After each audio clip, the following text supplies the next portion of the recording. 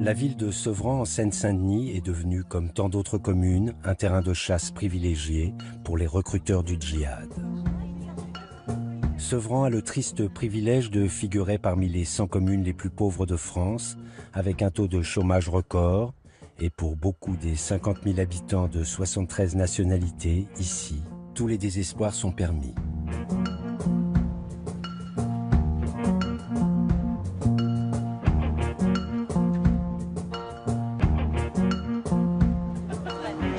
Parce que 14 de leurs enfants sont déjà partis en Syrie, parce que plusieurs d'entre eux y ont trouvé la mort, ces femmes ont créé la Brigade des mères. Ça va, je te décoiffe pas ? Pour dire ensemble leur douleur, pour conjurer la fatalité, pour tenter de trouver des débuts de réponse, pour peser sur les pouvoirs publics.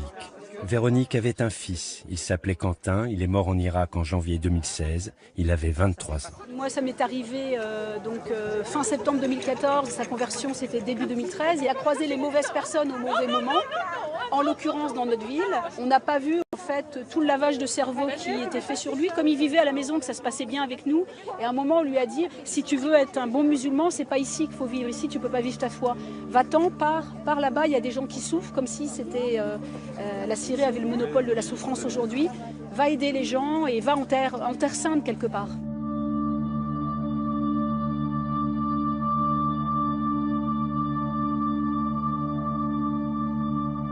Ne pas se laisser enfermer dans le drame, ne pas laisser se propager le venin des clichés et des amalgames, comme si ça n'arrivait qu'en banlieue, comme si ça n'arrivait qu'à Sevran. Montrer qu'on n'est pas juste une zone sombre sur une carte, mais que l'on appartient à un tout et que c'est le pays dans son ensemble qui doit faire face et inventer les solutions. Faire savoir qu'elles ne céderont plus un pouce de terrain à ces enrôleurs, à ces voleurs d'enfants. La Brigade des mères emmène sa parole sur la scène nationale, sur la place publique. Je travaille depuis 20 ans dans le social et je me suis rendu compte depuis plusieurs années que malgré les associations de quartier, malgré les travailleurs sociaux qu'on avait mis en place, je me remarqué qu'il y avait de plus en plus de jeunes qui se radicalisaient. Dans les quartiers, la liberté n'existe plus. Je me suis toujours battue pour la liberté, pour défendre nos enfants, défendre notre République, la France qu'on aime tant, la France qui nous a donné la liberté aujourd'hui d'être sur la place de la République et de parler librement. Alors tous ensemble pour la liberté. Parce que c'est compliqué, c'est sournois la radicalisation. L'idéologie de Daesh se propage dans tous les milieux sociaux. C'est arrivé près de chez vous, près de chez eux, près de chez nous. Parce que ça nous dépasse, parce que le quotidien ne répond pas aux questions que pose le drame, on cherche de l'aide. Et lorsque l'on se tourne vers l'État, les réponses ne sont pas toujours au rendez-vous. Avec mon mari, on ne se sentait pas écouté et entendu par les politiques, par le gouvernement, par les ministères, voilà. Il fallait cacher un petit peu ce qu'on vivait, parce que c'était tabou, pas jojo. Parce qu'un enfant qui part là-bas, tout de suite, on est taxé de parent déficient, qui n'a pas fait son taf, qui a mal élevé son enfant. Notre enfant était très bien élevé, il a un grand frère. On est une famille éduquée, mais c'est à l'extérieur de chez nous qu'il a été radicalisé. Rendons un projet de vie à la société pour que les jeunes n'aient plus envie d'aller combattre ailleurs, parce qu'ici, ils ne croient plus en rien. Donc interrogeons-nous sur ce qui ne va pas, soignons le mal à la racine, on doit tous s'unir, parents, élus, associations, musulmans, non musulmans, on s'en fiche, mais sauvons nos mômes, sauvons nos enfants. Ils valent mieux que la mort. Pour sauver nos enfants, partout en France, la mobilisation a commencé. Trouver des solutions aux questions que pose cette radicalisation galopante. Qu'est-ce qui nous arrive ? Comment enrayer cette épidémie qui gangrène le pays? Comment protéger ces jeunes qui basculent? Comment empêcher la menace terroriste de fracturer une société traumatisée qui cherche désespérément des réponses?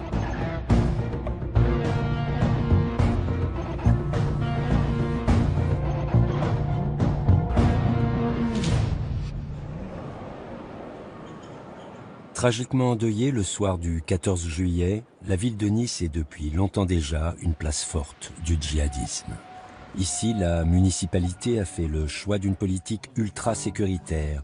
C'est une marque de fabrique et pourtant, c'est une centaine de jeunes niçois qui sont déjà partis en Syrie. Le SUDPN nous informe d'un individu avec une arme de poing au 27 Paul Montel. À hauteur du Julie, il est là. Parce que surveillance et répression ne semblent pas suffisantes pour changer la donne, en 2015, les autorités ont créé une structure de proximité unique en France, la Maison des Victimes. Initialement prévue pour la prise en charge des victimes de la délinquance ordinaire, cette antenne de police accueille les craintes et les angoisses de citoyens qui scrutent le quotidien de leurs enfants à la recherche de signes avant-coureurs sans toujours savoir ce qu'il faut chercher. Vous avez répondu présent aujourd'hui pour qu'on fasse auprès de vous une sensibilisation à la détection des signaux faibles de la radicalisation.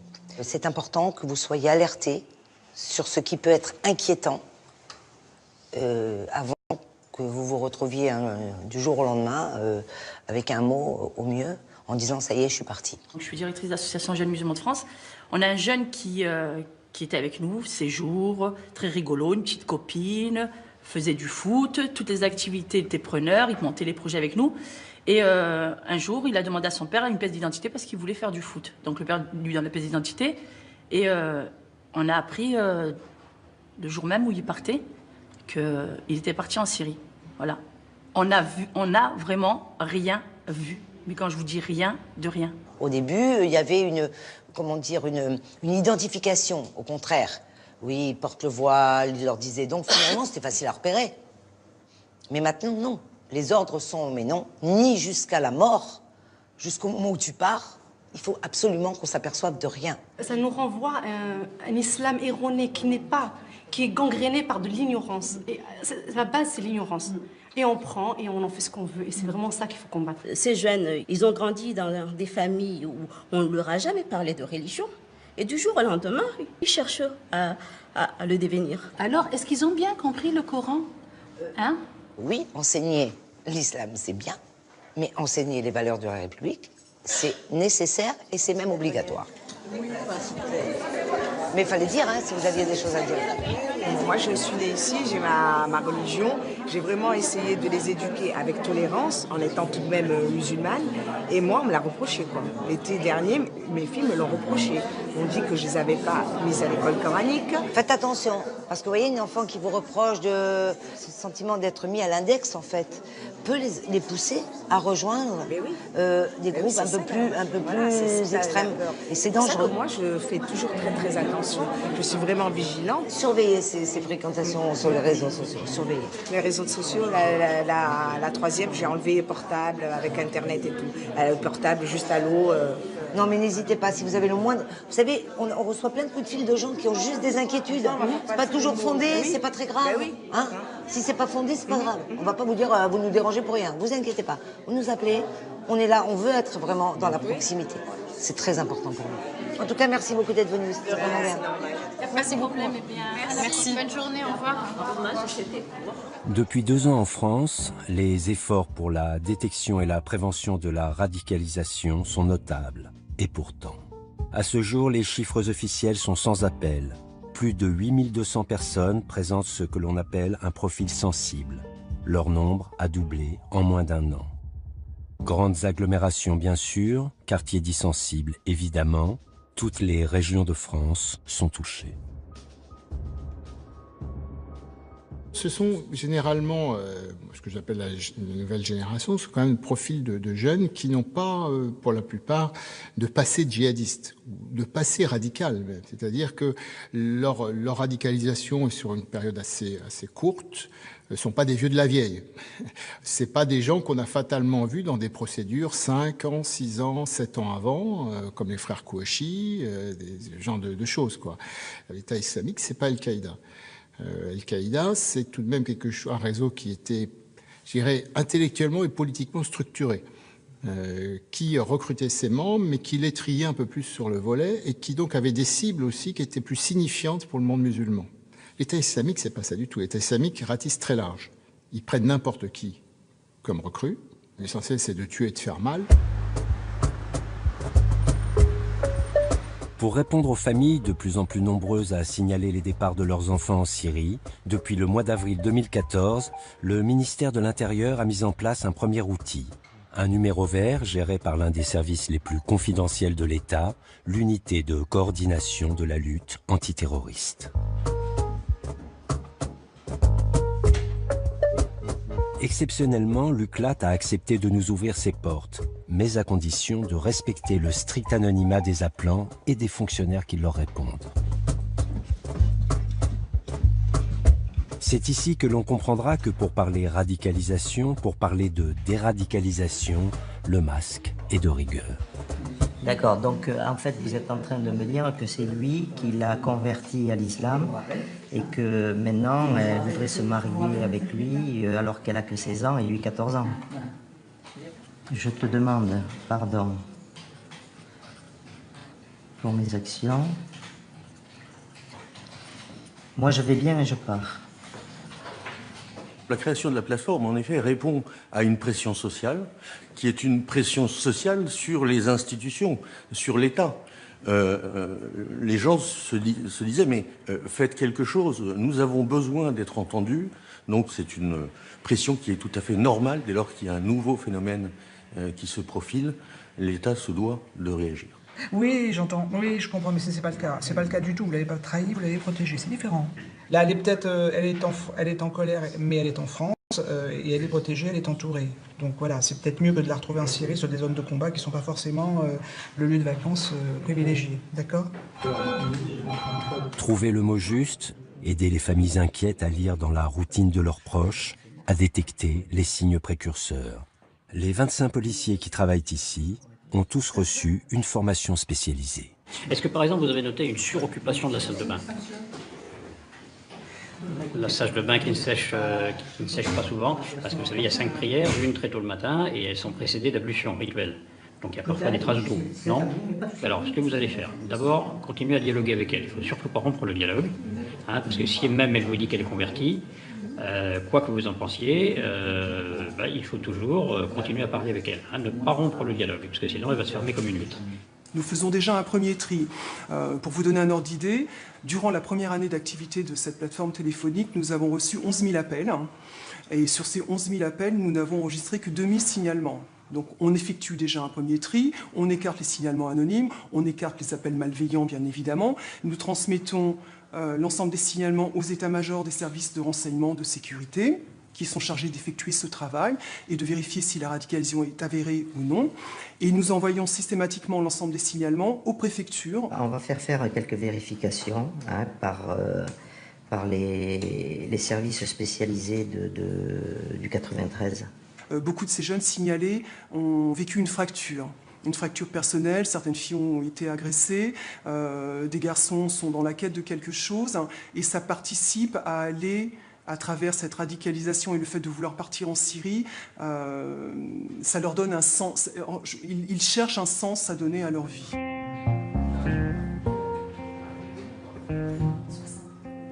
Après chaque attentat, le Standard s'affole et enregistre des pics d'appel. Mais la solution n'est pas toujours au bout du fil. Et quand un père voit sa fille glisser doucement, glisser sûrement, le numéro vert ne sera pas à la hauteur de son affolement. Elle se cherchait énormément. Depuis qu'elle avait environ 16 ans, elle a aujourd'hui 24 ans.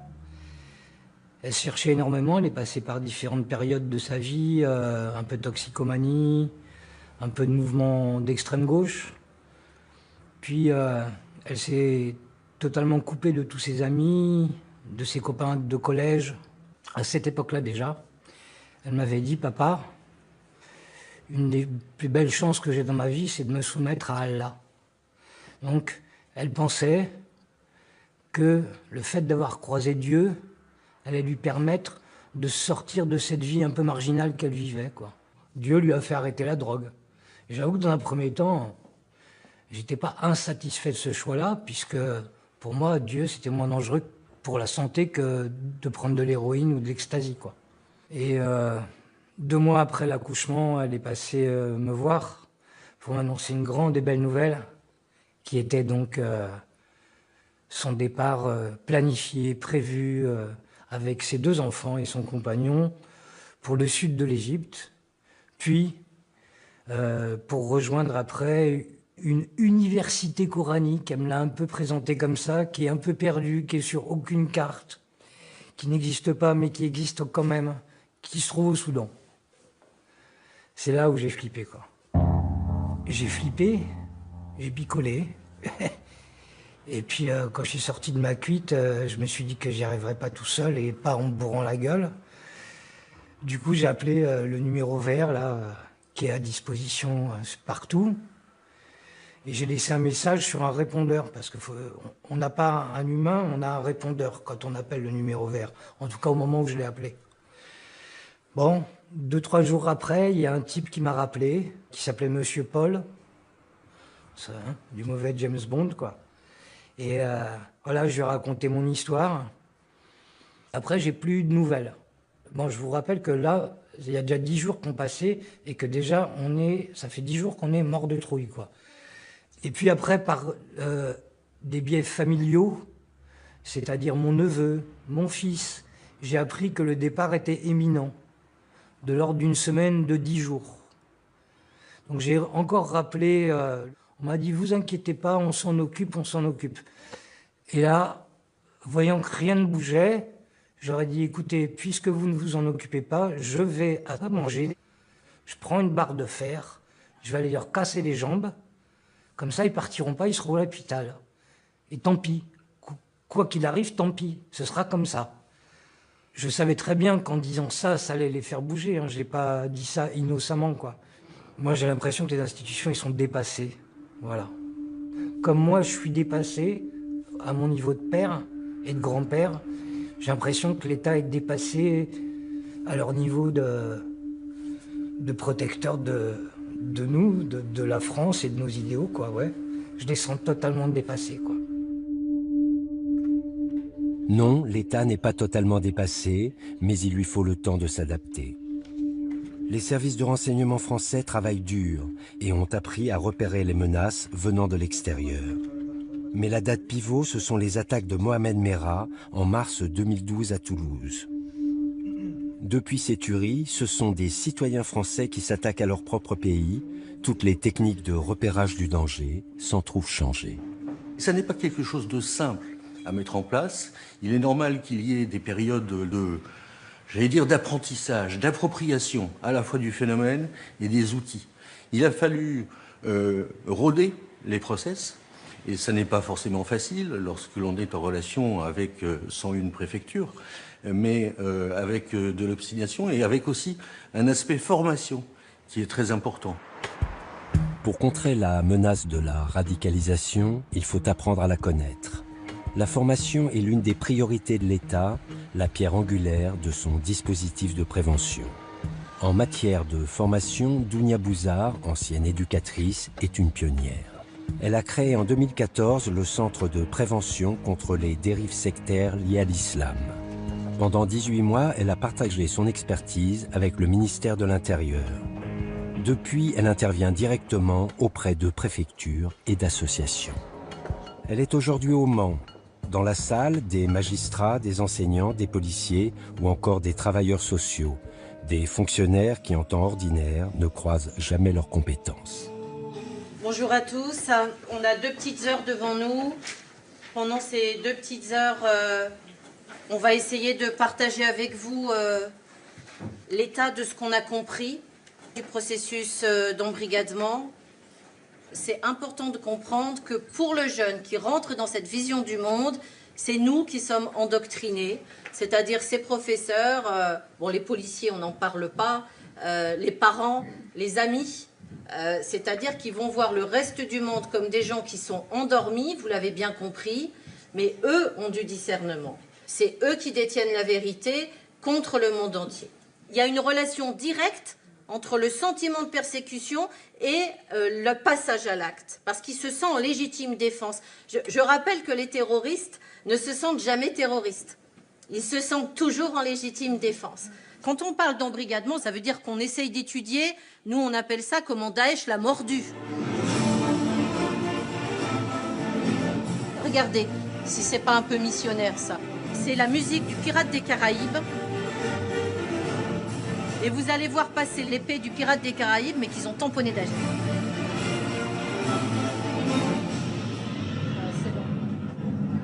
Daesh, lui, directement, il va donner une propagande basée sur la toute-puissance. où le jeune va prendre la place de Dieu.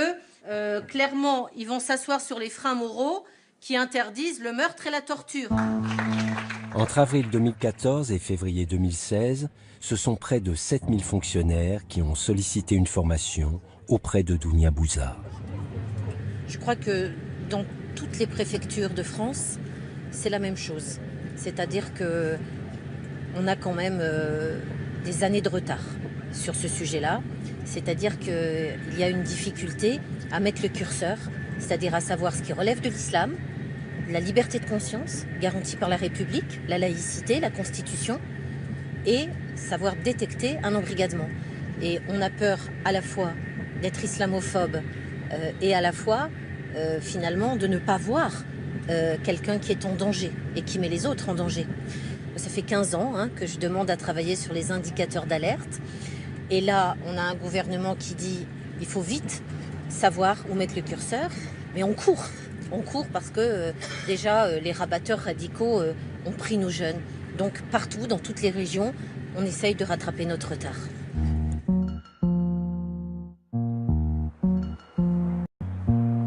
Le défi est immense, surtout dans les villes les plus impactées par la radicalisation des jeunes. C'est le cas de Nîmes, où l'on recense une 50aine de départs vers la Syrie. Aux portes de la ville, les quartiers Pisevin-Val-de-Gour. Des barres d'immeubles à perte de vue, 17 000 habitants livrés à eux-mêmes, oubliés des pouvoirs publics. Un désert associatif miné par la délinquance.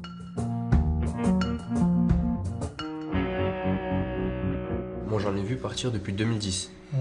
On le sentait arriver, il y avait de plus en plus de jeunes qui partaient. Moi en bas de chez mes parents, j'en connais au moins 10 qui sont partis. Au moins 10, juste sur une terrasse de la ZUP. Avec 80 autres bénévoles, Rachid Sekar et Rachid Lamgaez travaillent à Humanime, la seule association encore présente dans le secteur.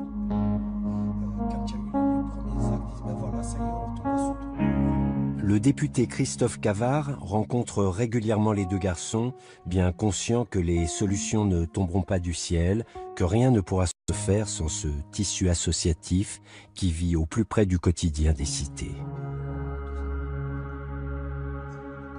On sait que sur le quartier, par exemple, il y a beaucoup de structures associatives d'aide aux jeunes, aux familles qui avaient disparu. C'était un constat amer des structures associatives. On en parlait aussi tout à l'heure. Beaucoup de bénévoles qui donnent beaucoup de leur temps, mais qui commencent aussi à s'essouffler. Et on sollicitait aussi des aides financières pour créer des petits postes pour des jeunes sur le quartier qui prennent la relève, qui connaissent bien le terrain. Et en fait, 4 ans après, on arrivait au premier départ des jeunes vers la Syrie. Donc ça nous a fait un peu mal parce qu'on a eu le sentiment de ne pas avoir été entendu à ce moment-là. Juste là maintenant, cette année, maintenant que les faits sont là, on nous a sollicité pour voir comment on pouvait travailler ensemble sur ces questions-là. Mais là, on n'est plus dans une dynamique de prévention, ça devient autre chose, quoi.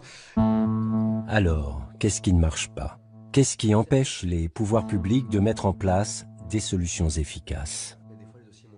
Comme normalement, il y avait aussi des partenaires qui auraient dû s'apercevoir d'un certain nombre de problèmes, qui étaient payés pour ça, pour être clair. Qui étaient payés pour ça, oui, oui. Et qui, du coup, sont passés à travers, soyons clairs. Hein. Voilà. Tu m'avais alerté plusieurs fois déjà sur ça, en disant, en gros, on peut se poser des questions sur le fait que les structures qui sont agréées, payées, qui ont des moyens, donc des subventions pour pouvoir faire ça, en gros, ne traitent absolument pas ça. Alors, moi, ce qui est la seule question, c'est est-ce qu'ils passent à travers ou est-ce que c'est parce qu'ils ne veulent pas le traiter ? Parce que j'avoue que... Peut-être qu'ils n'ont pas les informations que nous on a aussi, parce que ces structures-là, aujourd'hui, c'est des structures qui sont sur le quartier. Bon, on va parler de Pisevin-Val-de-Gour, il y a 17 000 habitants. 17 000 habitants, ils touchent peut-être 30 gamins. On est dans un département où ça me met très en colère, où, par exemple, les clubs de prévention, éducateurs de rue du Gard, viennent de connaître une baisse tellement forte que le directeur a volontairement quitté son poste tellement il n'était pas d'accord sur les coupes financières qu'il subissait. Parce qu'il y a urgence à améliorer le dialogue, Christophe Cavard a proposé la création de brigades d'éducateurs spécialisés qui agiraient au niveau régional. L'État, actuellement très concentré sur la mise en place de centres fermés de désembrigadement, semble cependant l'avoir entendu. Son projet est à l'étude. Ces nouvelles brigades seraient une bouffée d'oxygène pour les éducateurs, souvent débordés, démunis, au point de frôler la détresse. À l'image de Fabrice, en arrêt maladie depuis plus de 6 mois. On nous demande d'intervenir dans une famille. On s'aperçoit qu'il s'agit d'une famille qui a donc une mère avec ses enfants en difficulté. Et on lit que le père est incarcéré pour des questions de terrorisme. On reçoit la famille, on lui écrit. Et à partir de ce moment-là, c'est vrai que les choses sont devenues tout de suite compliquées. Avec, par exemple, des détails sur le fait que les enfants pouvaient voir des films violents, qui ressemblaient bien fort à de la propagande djihadiste. Donc des enfants de moins de 6 ans, hein, on s'entend. Et j'ai eu peur quand j'ai reçu un document, une lettre du juge qui me demande de venir au tribunal pour voir des nouvelles pièces au dossier. Et j'ai vu les enfants que je suivais photographiés, on peut le deviner par leur mère, avec au-dessus d'eux le drapeau de Daesh. Là, c'était en vrai. Voilà, en train d'être dans votre canapé, d'avoir des grands avis sur le djihadisme, le salafisme, la République. Là, c'est votre métier. C'est des enfants que vous suivez. Et il y a le drapeau de Daesh. Il paraît que, je sais pas, en Syrie, il paraît qu'il suffisait à un moment donné que les combattants arrivent et mettent le drapeau de Daesh pour que tout le monde se barre. Et ben ouais, là, j'ai vraiment eu envie de me barrer. Et puis vous craquez, quoi. Donc voilà, donc votre femme vous dit, bon bah faut arrêter là, ça va, qu'est-ce que vous... C'était un peu du niveau, t'as vu ta paye, enfin bon, ça fait cher la prise de risque. Suite à une enquête, cette mère a été incarcérée. Mais Fabrice s'est senti abandonné par sa hiérarchie qui n'a pas compris son désarroi. Il fait aujourd'hui un bilan de compétences pour trouver une nouvelle orientation professionnelle. Les éducateurs sont pourtant un maillon précieux et essentiel dans le processus de déradicalisation. Et si on leur en donne les moyens, les résultats sont là. Sabrina avait 14 ans lorsqu'elle a flirté avec la propagande de Daesh. Elle n'aurait jamais décroché sans l'aide d'un éducateur. Au début, pour moi, éducateur, ça me passait au-dessus de la tête, quoi. Je pensais pas qu'il allait m'aider à ce point. Vu qu'au début, il me mettait en confiance et que j'ai commencé à parler avec lui. Et du coup, vu que je me suis confiée à lui pour une première fois, je voyais que ça m'avait aidé. Quand je suis rentrée chez moi, j'étais mieux. Du coup, après, ça fait 2 rendez-vous, 3 rendez-vous. Après, plus je parlais, plus j'étais mieux, quoi. Le frère aîné de Sabrina venait de partir en Syrie quand elle a plongé, happée par Internet et les réseaux sociaux.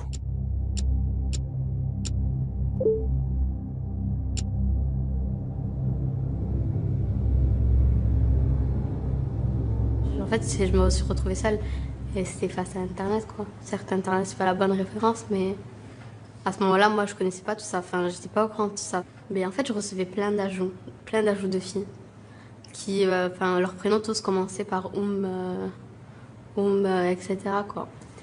Et j'ai parlé avec une seule, mais c'était vraiment bref. Et elle m'a expliqué comment je pouvais acheter quoi comme livre pour apprendre la prière et tout. Que l'islam, ça apaise. C'est vrai, ça apaise, je vais pas dire le contraire. Mais elle me disait que là-bas, les femmes, c'était comme des princesses, quoi. Elles étaient mieux qu'ici. Ici, on les dévalorise, les femmes. On les met nues sur des publicités. On les rabaisse à longueur de journée. Des choses comme ça. Tandis que là-bas, la femme, c'est pur, quoi. Dans les récits de jeunes filles que je voyais sur Internet, je me retrouvais. J'avais l'impression que ma famille me rejetait. Pour moi, en fait, j'étais l'élue et que je me disais que c'était moi qui avais raison. Du jour au lendemain, en fait, j'ai porté le voile. Le voile, j'ai accepté sans problème. Après, c'était le gilbab, j'ai accepté sans problème. Mais je sais pas comment j'ai pu... je sais même pas, moi, aujourd'hui, comment c'est arrivé là.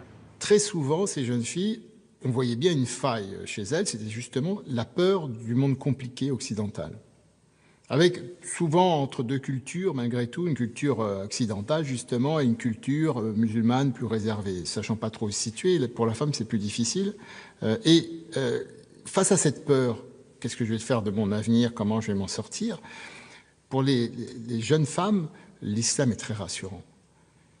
L'islam est rassurant parce que on vous dit ce qu'il faut faire.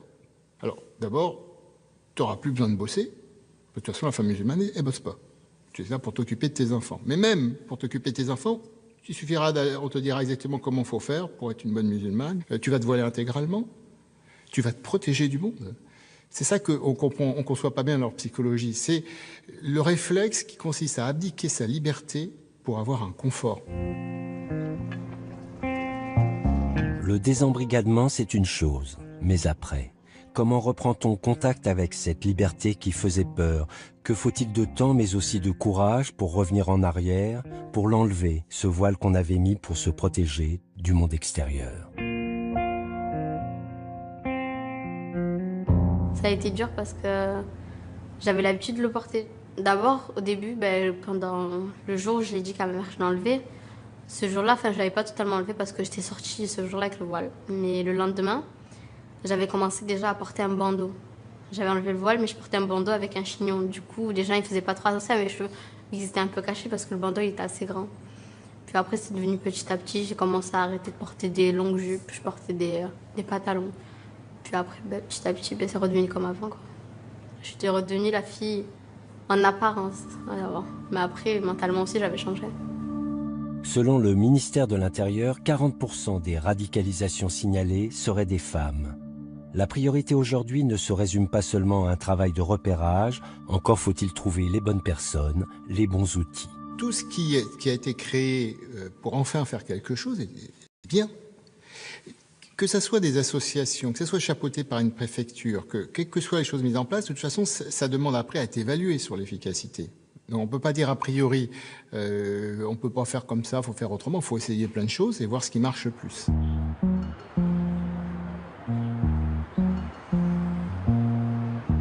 Pour ce travail de désendoctrinement, l'ancienne éducatrice, Dounia Bouzar, est parfois controversée, mais ses méthodes semblent porter leurs fruits. Ce que j'ai appris en 2 ans, c'est que sans les repentis, il n'y a pas de changement cognitif et idéologique. Ce sont les repentis qui peuvent sauver la vie des autres.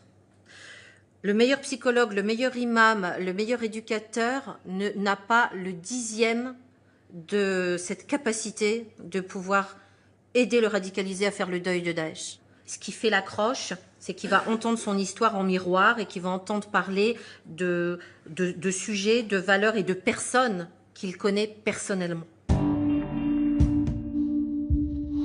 L'un de ces repentis qui travaille avec Dounia Bouzar n'est autre que Farid Benyetou, l'ancien émir de la filière des buts de Chaumont, l'une des premières bases de recrutement à envoyer des jeunes vers l'Irak. Le réseau a été démantelé en 2005. Parmi les disciples de l'époque, les frères Kouachi et Amédi Koulibaly, les auteurs des attentats de 2015 contre Charlie Hebdo et l'Hypercacher. À gauche! Là!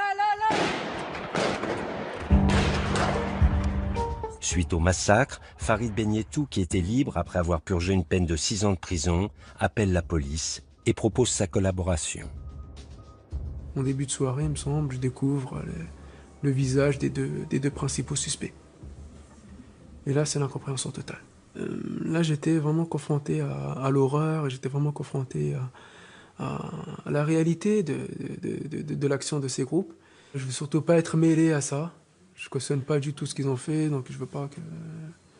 Voilà, je veux pas être mêlé à ça. J'ai défendu le djihad, j'ai défendu les groupes djihadistes pendant une grande partie de ma vie. Mais voilà, pour moi, il y avait une oppression dans le monde qui justifiait le recours à la lutte armée. Et cette lutte armée, elle ne pouvait viser que les oppresseurs, et rien que les oppresseurs, personne d'autre. Pour trouver des solutions, Dounia n'hésite pas à sortir des sentiers battus, n'en déplaise à certains. Elle a misé sur cette collaboration avec Farid. Elle croit à la valeur de l'expérience, à la nécessité de trouver une langue commune. Farid l'accompagne régulièrement. Ils font le point après quelques heures de travail avec un jeune placé en centre éducatif. Parce qu'il était un peu solitaire, il se reconnaissait en fait dans mon parcours. C'est ça qui a été fort en fait. C'est ça, je pense, qui a vraiment marché chez lui. C'est que j'ai repris des éléments dans mon parcours sur lesquels, par lesquels il est passé lui aussi. Donc on a connu les mêmes choses. Donc en fait, je ne sais pas si tu t'en rends compte, mais quand tu viens témoigner comme ça en séance de déradicalisation et que tu fais ta rétro-analyse à haute voix et que tu nommes tous les doutes petit à petit que tu as eu entre ton idéal, l'idéal qu'on te présentait et la réalité, c'est un travail exceptionnel parce qu'au fond, qu'est-ce que c'est déradicaliser? C'est juste que le jeune, il commence à avoir des doutes et qu'il perçoive l'incohérence entre ce qui lui est promis et la réalité du terrain. Et du coup, c'est magique. Quand tu parles de tes doutes, tu as vu comment lui, après, il a commencé sa rétro-analyse alors que c'était la première séance, quoi. Il ne faut pas qu'on réfléchisse pour lui. C'est surtout pas ça. Absolument. Voilà. Moi, ce qui me fait peur quand même, c'est qu'il voudrait sortir du centre éducatif formé vite. Il ne se rend pas compte qu'à peine il va sortir, à peine il va retomber dans le groupe, même si idéologiquement il est déradicalisé. Il ne se rend pas encore compte de cette addiction qu'il a avec les réseaux sociaux. C'était vachement fort quand tu lui as dit, si je peux me permettre, moi, pendant toutes mes années de prison, je pensais qu'à une chose, c'est pas retourner, pas aller les voir. Et le premier jour que je suis sortie de prison, la première chose que j'ai fait, ça a été obligée de reprendre contact. Et j'ai trouvé ça, mais d'une valeur inestimable, parce que il le dénie, ça. Hein. C'est comme s'il n'avait jamais été dans l'embrigadement relationnel. Il ne s'en rend pas encore compte, je pense. L'objectif de cette séance, c'est vraiment de lui montrer le décalage, l'incohérence entre ce que promettent les recruteurs et la réalité du terrain. Et là encore, on ne raisonne pas, on lui fait pas la morale. On écoute le repenti qui fait la rétro-analyse de ses doutes. Ah, je voulais faire ma hijra, je voulais partir pour un monde où il n'y ait pas de pauvres. Quand je suis arrivée, je me suis rendu compte que c'était la même chose qu'en Occident. Ceux qui ont le pouvoir gardent tout pour eux. Ceux qui ne font pas allégeance n'ont pas le chauffage gratuit, crèvent la bouche ouverte. Et donc là, quand il entend cette rétro-analyse, ça le touche et il arrive un moment où à chaque fois, il craque. Et il va se mettre à raconter sa propre histoire. Le rôle des repentis est d'autant plus complexe que leur statut n'a pas de cadre officiel.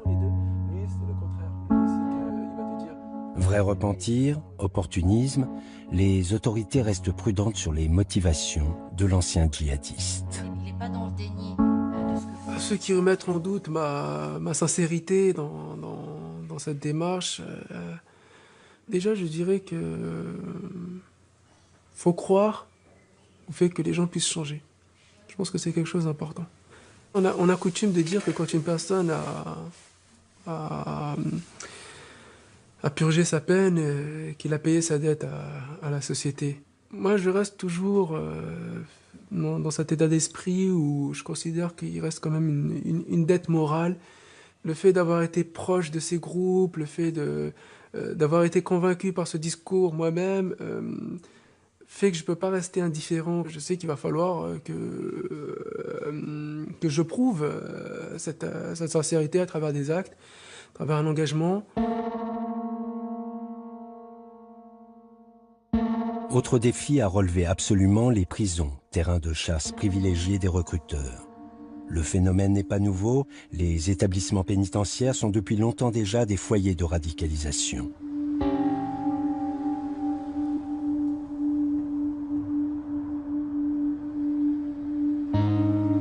Selon les chiffres officiels, 1500 des 66 000 détenus en France sont radicalisés. Pour 15% d'entre eux, ils auraient basculé en prison. Manque de moyens, manque de solutions adaptées, c'est aujourd'hui une urgence absolue. J'ai été incarcéré pour tentative de violence avec arme. Lors de mon arrivée, au bout d'un mois, j'ai acheté un téléphone sur lequel, avec une puce, sur lequel des recruteurs m'ont appelé, qui cherchaient à venir me voir, à m'envoyer des mandats, m'aider financièrement, à essayer de m'embrigader dans le djihad. Et voilà, qui essaie tout simplement de faire en sorte qu'il y ait une action qui se passe au sein de la maison d'arrêt ou à l'extérieur, lors d'une future sortie.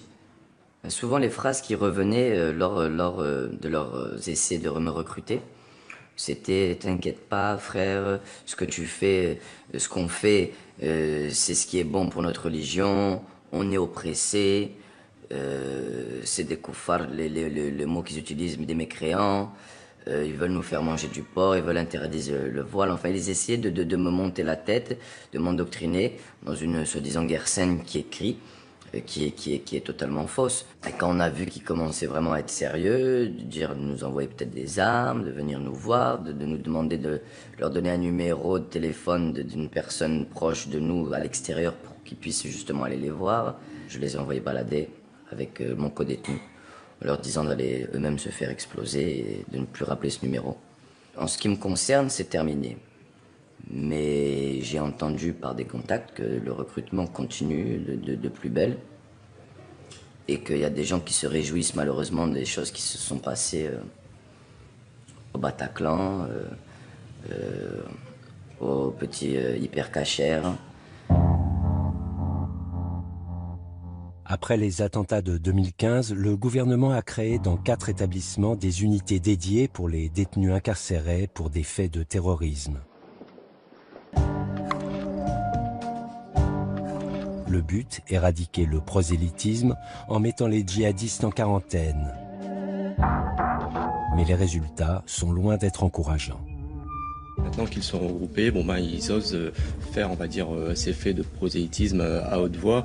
Et on le voit notamment maintenant par l'apparition à Fresnes de prêches à la fenêtre, de prières collectives, d'appels à la prière, chose qui n'existait pas avant ce regroupement. Le problème, ce n'est pas d'avoir une solution unique pour des gens qui sont différents les uns des autres. Si vous considérez tous de la même façon ces individus et que vous leur mettez tous le même traitement, vous allez à l'échec plus complet.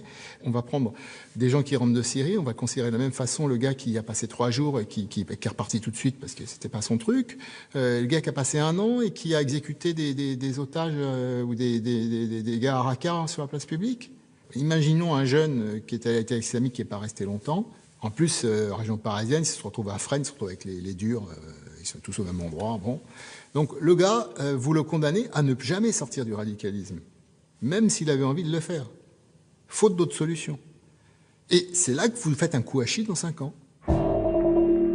Parmi les pistes proposées pour arrêter cette vague d'endoctrinement et favoriser la réinsertion, il y a une piste à prendre au sérieux, celle des aumôniers musulmans. Une présence accrue de ces religieux pourrait changer la donne. Les chiffres sont parlants parce que ça permet de comprendre tout de suite. L'effectif des aumôniers musulmans en France, en tout, il est à peu près moins que 200 personnes. Si je prends l'effectif d'une autre aumônerie, l'aumônerie catholique, qui est bien installée, assise depuis beaucoup de temps, eux, ils sont au moins 5 fois plus. Alors que si je vois la population pénale, c'est l'inverse. Le nombre de musulmans sont 5 fois plus que les catholiques. C'est pas normal que notre présence soit aussi minime, aussi réduite à l'intérieur des prisons. Mohamed Loueslati intervient dans les prisons de l'ouest de la France depuis 15 ans. Il réclame aujourd'hui un vrai statut et des outils spécifiques pour donner aux aumôniers musulmans les armes pour contrer le radicalisme. On a des détenus dans les prisons qui, eux, ils ont une formation théologique parce qu'ils sont allés étudier l'islam en Égypte ou en Arabie Saoudite ou au Maroc ou en Algérie.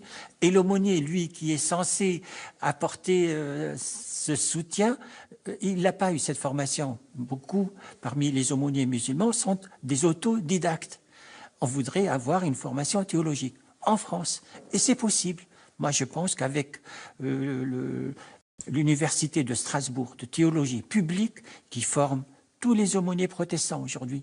Pourquoi elle ne formerait pas aussi les aumôniers musulmans? On coupera un petit peu le cordon ombilical avec la formation dans les pays d'origine qui est différente, qui est variable et qui est des fois politisée aussi. Et ça couperait le cours aussi à l'ingérence étrangère et ainsi de suite. On sera vraiment chez nous en France. de deux choses l'une. Soit on expulse des détenus radicalisés des prisons, hein, ce qui peut être une solution, hein, soit on met en place dans les prisons un espace de religiosité qui soit modéré, entre guillemets, qui soit un espace spirituel et non pas un espace de radicalisation politique. C'est-à-dire qu'on accepte des aumôniers musulmans, mais pas seulement là pour être des espèces de médecins qui répondent à la demande du patient, mais pour effectivement tenir une parole religieuse dans la prison, qui est un espace confiné où les gens ne sont pas libres d'aller à la mosquée, par exemple, ou à l'église. Or, l'État laïque est extrêmement réticent, bien entendu, à faire de la place aux religieux comme purs religieux, simplement comme religieux. Et du coup, on favorise la radicalisation des marges religieuses.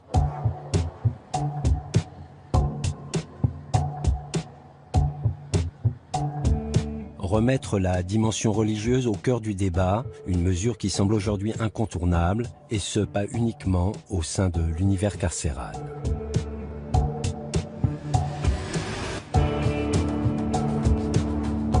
À Bordeaux, où la situation semble nettement moins alarmante comparée à d'autres villes, les institutions ont créé une structure de déradicalisation qui pourrait servir de modèle. Le Capri a été inauguré en janvier 2016 en présence des élus locaux et du ministre de la Ville, Patrick Caner. Il y a aujourd'hui 1200 jeunes qui ont fait l'objet d'un signalement dans le cadre de notre numéro vert lancé par l'État. Chacun doit faire l'objet d'un accompagnement.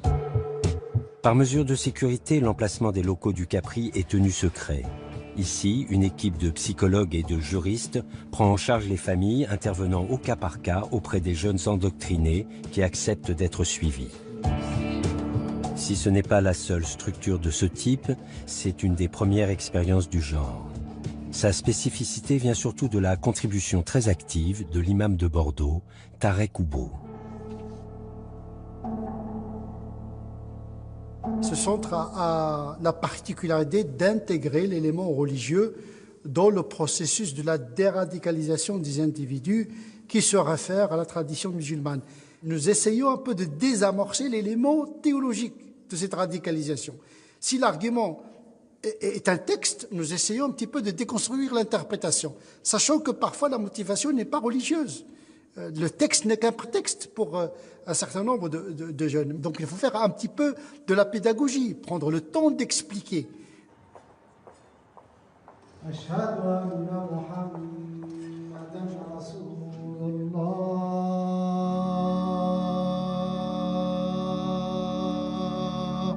Chacun assume sa responsabilité, j'essaie d'assumer la mienne, c'est-à-dire l'élément religieux. Je dois mettre en relief ce qui est le vrai visage de l'islam. Théologique, spirituel, éthique, et de le mettre à l'abri de toute instrumentalisation. Donc j'apporte ma compétence pour régler une part d'un phénomène complexe. La radicalisation liée à l'islamisme est un phénomène complexe, où il y a la géopolitique, où il y a l'économique, où il y a l'éducatif, où il y a le familial, où il y a le psychologique et il y a également le religieux. Le géopolitique, l'économique, l'éducatif, le familial, le psychologique et le religieux. Comment réunir toutes les pièces de ce puzzle? Aujourd'hui, jusqu'aux plus hautes marges de l'État, on semble conscient de l'urgence. Nous sommes dans un moment historique particulier qui doit nous conduire à renforcer la cohésion nationale et à repenser notre relation avec l'islam de France. Et il faut que les musulmans de France, et ils le font, et je veux leur redire mon estime et mes remerciements pour cela, prennent des positions claires. Nous manquons de dialogue dans cette société. Et je pense que les imams, les rabbins, les pasteurs, les prêtres sont engagés dans ce dialogue, mais qui n'est pas visibilisé. De temps en temps, il faudrait peut-être mettre en relief les choses qui marchent. La société civile a un rôle très important à jouer. Ce rôle, c'est prise de conscience de la gravité du mal, promotion des valeurs de tolérance, de respect, d'humanisme au sein de la République, et puis renforcement de la cohésion et de l'unité nationale. Parce que ce dont rêvent les terroristes, c'est d'une société qui s'effondre dans la division et peut-être même la guerre. Et ça, si on ne l'a pas compris, on n'a pas compris le défi auquel on est confronté.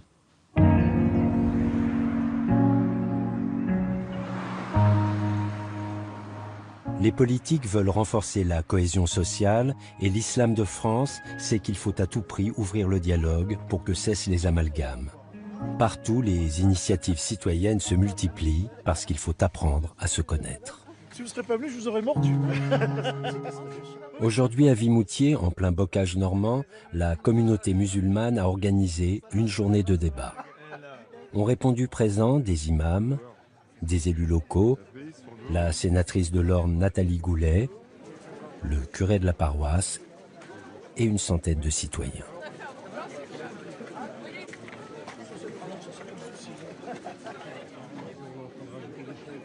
Donc vous, c'est assez simple le problème. Il faut plus d'aumôniers, il faut un statut pour attirer des jeunes. Je suis de votre avis, mais il faut qu'on arrive à convaincre l'administration pénitentiaire. Ça, c'est clair. Là, on n'a pas gagné. Là. On est très très loin du but. J'ai vu la directrice de l'administration pénitentiaire il y a 15 jours. Elle me dit, je ne suis pas favorable à la professionnalisation de l'aumônerie oui, mais enfin, je ne sais pas ce qu'elle y connaît. On va la recevoir, de toute façon, ce n'est pas elle qui décide. Mais en même temps, on a besoin de professionnels, parce que si vous continuez à laisser des amateurs, vous voyez ce que ça donne. Hein. Mesdames et messieurs, je souhaite devant vous vous affirmer que l'islam revendiqué par ces fanatiques n'est pas le mien. Je fais le vœu d'un islam de France modéré, moderne et ouvert. Nous souhaitons aujourd'hui vous proposer un débat franc et direct. Cette réunion est l'occasion de poser des questions sans filtre, un face-à-face parfois tendu entre des Français qui ne se comprennent pas toujours. Moi, c'est une question surtout sur la religion.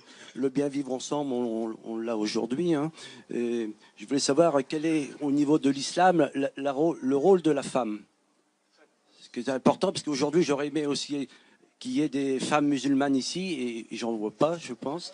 Donc, mais vous n'en savez rien, Monsieur Ferré. Bonjour à tous, je suis une femme, je suis musulmane. Ça ne se voit pas à mon visage. Je travaille, je suis française. Et malheureusement, le fait de stigmatiser une certaine population et qui se revendiquent être musulmans porte atteinte, porte un préjudice à l'ensemble des Français musulmans qui travaillent, qui sont insérés, qui vous côtoient tous les jours au quotidien. Merci. Ce qui est mauvais dans l'islam, c'est d'accepter l'argent du Qatar et des Émirats arabes qui vous construisent vos mosquées et qui vous mettent leurs hommes qui ne correspondent pas à notre démocratie et à notre laïcité. C'est bien cette question. Aujourd'hui, je représente l'Union des mosquées de France pour la Basse-Normandie. Bientôt, la Haute aussi. Je ne vois pas aujourd'hui une mosquée qui a été financée par l'Arabie Saoudite ou le Qatar ou les Émirats, tous ces pays du Golfe. Donc la réponse est très claire. Et aujourd'hui, très clairement, je n'ai jamais été même approché sur le point financement. Hein. De toute façon, il y a aujourd'hui un contrôle des imams qui sont envoyés par ces pays dans le cadre du ministère de l'Intérieur. Et je crois que ça, on a extrêmement bien compris, notamment la nécessité absolue d'avoir une formation en France, ce qui est en cours de réalisation.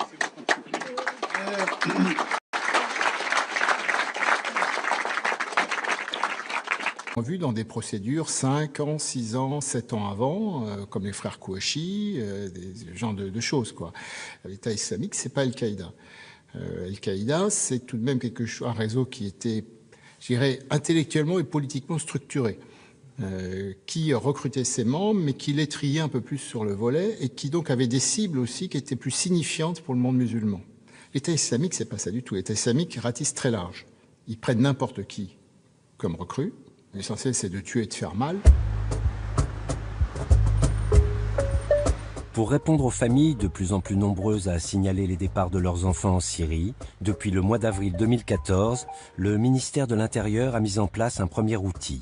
Un numéro vert géré par l'un des services les plus confidentiels de l'État, l'unité de coordination de la lutte antiterroriste. Exceptionnellement, l'UCLAT a accepté de nous ouvrir ses portes, mais à condition de respecter le strict anonymat des appelants et des fonctionnaires qui leur répondent. C'est ici que l'on comprendra que pour parler radicalisation, pour parler de déradicalisation, le masque est de rigueur.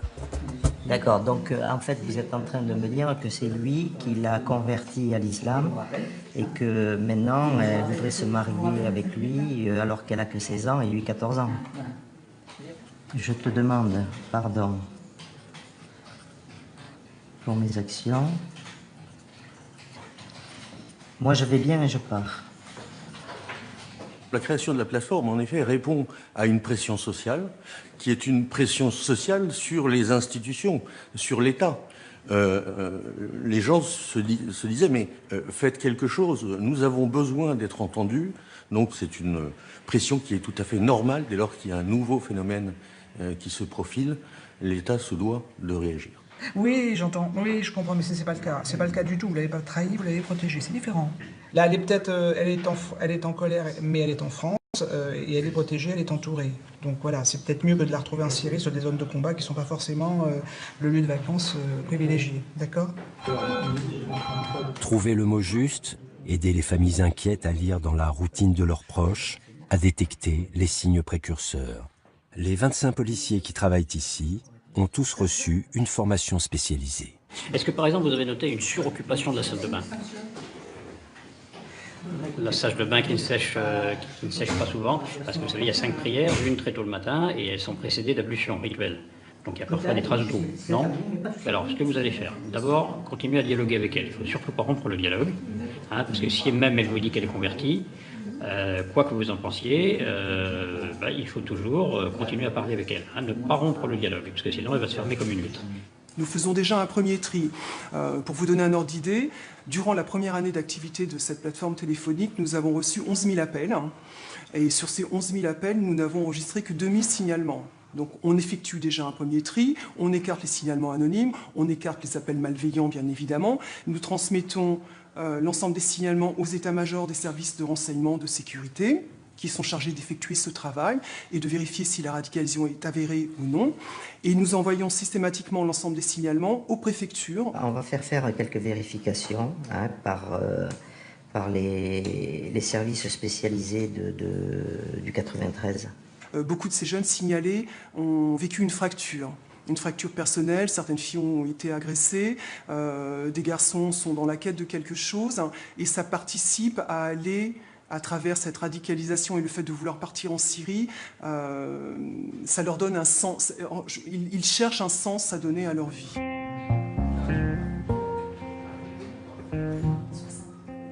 Après chaque attentat, le Standard s'affole et enregistre des pics d'appel.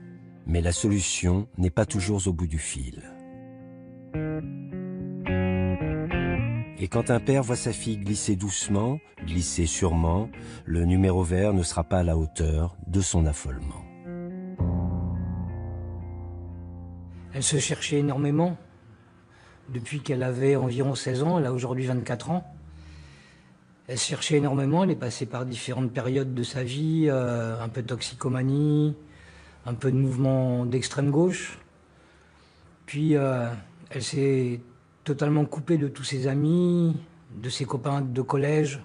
À cette époque-là déjà, elle m'avait dit « Papa, une des plus belles chances que j'ai dans ma vie, c'est de me soumettre à Allah. » Donc, elle pensait que le fait d'avoir croisé Dieu allait lui permettre de sortir de cette vie un peu marginale qu'elle vivait, quoi. Dieu lui a fait arrêter la drogue. J'avoue que dans un premier temps, j'étais pas insatisfait de ce choix-là, puisque pour moi, Dieu, c'était moins dangereux pour la santé que de prendre de l'héroïne ou de l'ecstasy, quoi. Et 2 mois après l'accouchement, elle est passée me voir pour m'annoncer une grande et belle nouvelle, qui était donc son départ planifié, prévu, avec ses 2 enfants et son compagnon, pour le sud de l'Égypte, puis pour rejoindre après une université coranique, elle me l'a un peu présentée comme ça, qui est un peu perdue, qui est sur aucune carte, qui n'existe pas, mais qui existe quand même, qui se trouve au Soudan. C'est là où j'ai flippé, quoi. J'ai flippé, j'ai picolé.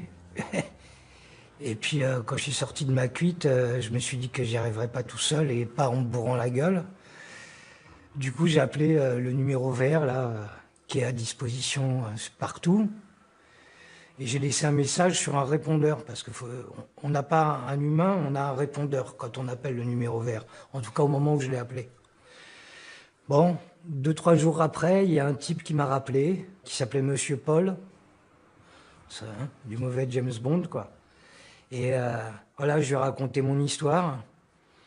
Après, j'ai plus eu de nouvelles.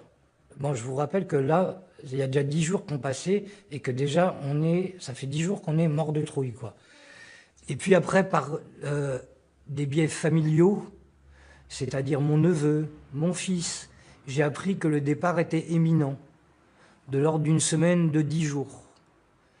Donc j'ai encore rappelé, on m'a dit, vous inquiétez pas, on s'en occupe, on s'en occupe.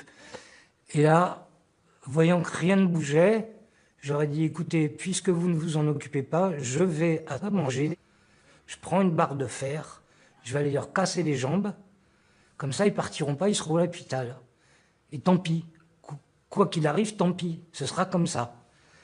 Je savais très bien qu'en disant ça, ça allait les faire bouger, hein. J'ai pas dit ça innocemment, quoi. Moi, j'ai l'impression que les institutions, ils sont dépassés, voilà. Comme moi, je suis dépassé, à mon niveau de père et de grand-père, j'ai l'impression que l'État est dépassé à leur niveau de protecteur de nous, de la France et de nos idéaux, quoi, ouais. Je les sens totalement dépassés, quoi. Non, l'État n'est pas totalement dépassé, mais il lui faut le temps de s'adapter. Les services de renseignement français travaillent dur et ont appris à repérer les menaces venant de l'extérieur. Mais la date pivot, ce sont les attaques de Mohamed Merah en mars 2012 à Toulouse. Depuis ces tueries, ce sont des citoyens français qui s'attaquent à leur propre pays. Toutes les techniques de repérage du danger s'en trouvent changées. Ça n'est pas quelque chose de simple à mettre en place. Il est normal qu'il y ait des périodes d'apprentissage, d'appropriation à la fois du phénomène et des outils. Il a fallu roder les process, et ça n'est pas forcément facile lorsque l'on est en relation avec 101 préfectures, mais avec de l'obstination et avec aussi un aspect formation qui est très important. Pour contrer la menace de la radicalisation, il faut apprendre à la connaître. La formation est l'une des priorités de l'État, la pierre angulaire de son dispositif de prévention. En matière de formation, Dounia Bouzard, La ville de Sevran en Seine-Saint-Denis est devenue, comme tant d'autres communes, un terrain de chasse privilégié pour les recruteurs du djihad. Sevran a le triste privilège de figurer parmi les 100 communes les plus pauvres de France, avec un taux de chômage record, et pour beaucoup des 50 000 habitants de 73 nationalités, ici, tous les désespoirs sont permis.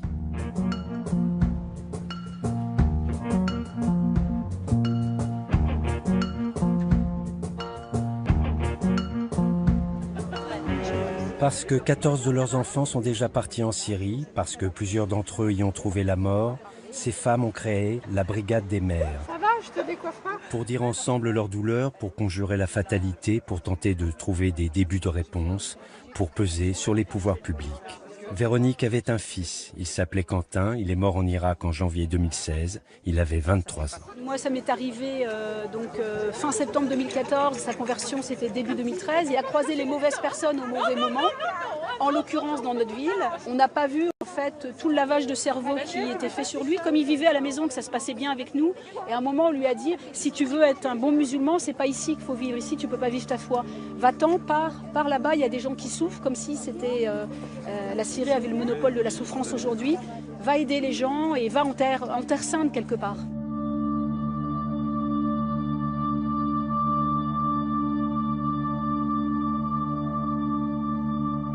Ne pas se laisser renfermer dans le drame, ne pas laisser se propager le venin des clichés et des amalgames, comme si ça n'arrivait qu'en banlieue, comme si ça n'arrivait qu'à Sevran.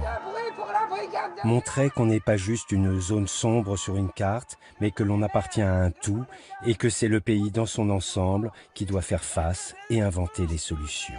Faire savoir qu'elles ne céderont plus un pouce de terrain à ces enrôleurs, à ces voleurs d'enfants. La Brigade des Mères emmène sa parole sur la scène nationale, sur la place publique. Je travaille depuis 20 ans dans le social et je me suis rendu compte depuis plusieurs années que malgré les associations de quartier, malgré les travailleurs sociaux qu'on avait mis en place, je me remarqué qu'il y avait de plus en plus de jeunes qui se radicalisaient. Dans les quartiers, la liberté n'existe plus. Je me suis toujours battue pour la liberté, pour défendre nos enfants, défendre notre République, la France qu'on aime tant, la France qui nous a donné la liberté aujourd'hui d'être sur la place de la République et de parler librement. Alors tous ensemble pour la liberté. Parce que c'est compliqué, c'est sournois la radicalisation. L'idéologie de Daesh se propage dans tous les milieux sociaux. C'est arrivé près de chez vous, près de chez eux, près de chez nous. Parce que ça nous dépasse, parce que le quotidien ne répond pas aux questions que pose le drame, on cherche de l'aide. Et lorsque l'on se tourne vers l'État, les réponses ne sont pas toujours au rendez-vous. Avec mon mari, on ne se sentait pas écouté et entendu par les politiques, par le gouvernement, par les ministères, voilà. Il fallait cacher un petit peu ce qu'on vivait, parce que c'était tabou, pas jojo. Parce qu'un enfant qui part là-bas, tout de suite, on est taxé de parent déficient, qui n'a pas fait son taf, qui a mal élevé son enfant. Notre enfant était très bien élevé, il a un grand frère. On est une famille éduquée, mais c'est à l'extérieur de chez nous qu'il a été radicalisé. Rendons un projet de vie à la société pour que les jeunes n'aient plus envie d'aller combattre ailleurs, parce qu'ici, ils ne croient plus en rien. Donc interrogeons-nous sur ce qui ne va pas, soignons le mal à la racine, on doit tous s'unir, parents, élus, associations, musulmans, non musulmans, on s'en fiche, mais sauvons nos mômes, sauvons nos enfants. Ils valent mieux que la mort. Pour sauver nos enfants, partout en France, la mobilisation a commencé. Trouver des solutions aux questions que pose cette radicalisation galopante. Qu'est-ce qui nous arrive ? Comment enrayer cette épidémie qui gangrène le pays? Comment protéger ces jeunes qui basculent? Comment empêcher la menace terroriste de fracturer une société traumatisée qui cherche désespérément des réponses?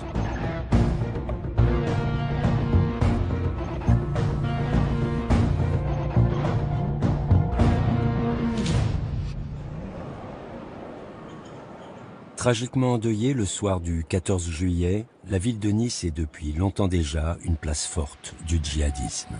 Ici, la municipalité a fait le choix d'une politique ultra sécuritaire. C'est une marque de fabrique et pourtant, c'est une centaine de jeunes niçois qui sont déjà partis en Syrie. Le CPN nous informe d'un individu avec une arme de poing au 27 Paul Montel. À hauteur du Julie.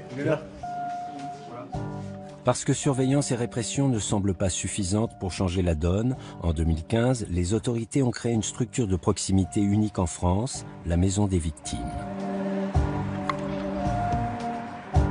Initialement prévue pour la prise en charge des victimes de la délinquance ordinaire, cette antenne de police accueille les craintes et les angoisses de citoyens qui scrutent le quotidien de leurs enfants à la recherche de signes avant-coureurs, sans toujours savoir ce qu'il faut chercher. Vous avez répondu présent aujourd'hui pour qu'on fasse auprès de vous une sensibilisation à la détection des signaux faibles de la radicalisation. C'est important que vous soyez alertés sur ce qui peut être inquiétant avant que vous vous retrouviez du jour au lendemain avec un mot au mieux en disant « ça y est, je suis partie ». Je suis directrice de l'association Jeunes Musulmans de France. On a un jeune qui était avec nous, séjour, très rigolo, une petite copine, faisait du foot, toutes les activités, il était preneur, il montait les projets avec nous. Et un jour, il a demandé à son père une pièce d'identité parce qu'il voulait faire du foot. Donc le père lui donne la pièce d'identité et on a appris le jour même où il partait qu'il était parti en Syrie. Voilà. On a vraiment rien vu. Mais quand je vous dis rien, de rien. Au début, il y avait une identification, au contraire. Oui, ils portent le voile, ils leur disaient donc finalement c'était facile à repérer. Mais maintenant, non. Les ordres sont, mais non, ni jusqu'à la mort, jusqu'au moment où tu pars, il faut absolument qu'on s'aperçoive de rien. Ça nous renvoie à un islam erroné qui est gangréné par de l'ignorance. Et la base, c'est l'ignorance. Et on prend et on en fait ce qu'on veut. Et c'est vraiment ça qu'il faut combattre. Ces jeunes, ils ont grandi dans des familles où on ne leur a jamais parlé de religion. Et du jour au lendemain, ils cherchent à le devenir. Alors, est-ce qu'ils ont bien compris le Coran hein? Oui, enseigner l'islam, c'est bien. Mais enseigner les valeurs de la République, c'est nécessaire et c'est même obligatoire. Mais il fallait dire, hein, si vous aviez des choses à dire. Moi, je suis née ici, j'ai ma religion. J'ai vraiment essayé de les éduquer avec tolérance, en étant tout de même musulmane. Et moi, on me l'a reproché, quoi. L'été dernier, mes filles me l'ont reproché. On dit que je les avais pas mises à l'école coranique. Faites attention, parce que vous voyez, une enfant qui vous reproche de ce sentiment d'être mis à l'index, en fait, peut les pousser à rejoindre des groupes un peu plus extrêmes. Et c'est dangereux. Moi, je fais toujours très très attention. Je suis vraiment vigilante. Surveiller ces fréquentations sur les réseaux sociaux. Surveiller. Les réseaux sociaux, la troisième, j'ai enlevé portable avec Internet et tout. Portable juste à l'eau. Non, mais n'hésitez pas, si vous avez le moindre... Vous savez, on reçoit plein de coups de fil de gens qui ont juste des inquiétudes. C'est pas toujours fondé, c'est pas très grave. Hein, si c'est pas fondé, c'est pas grave. On va pas vous dire, vous nous dérangez pour rien. Vous inquiétez pas. Vous nous appelez, on est là, on veut être vraiment dans la proximité. C'est très important pour nous. En tout cas, merci beaucoup d'être venu. C'était vraiment bien. Merci beaucoup.